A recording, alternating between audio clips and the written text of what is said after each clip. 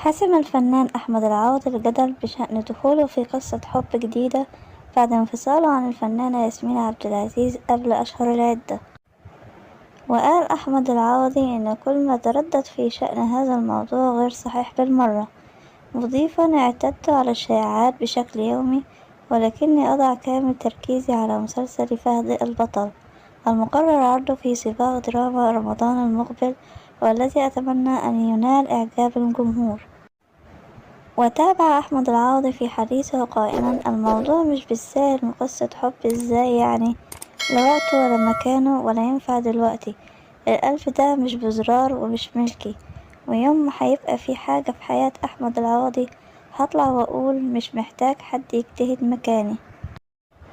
ويذكر أن الفنان أحمد العوضي يخوض السباق الرمضاني المقبل في مسلسل فهد البطل بعد نجاحه في مسلسل حق عرب رمضان الماضي، ويشارك في البطولة كل من ميرنا نور الدين، أحمد عبد العزيز، صفوة، نسرين أمين، عصام السقا، وكوكبة من النجوم، ومن تأليف محمود حمدان وإخراج محمد عبد السلام.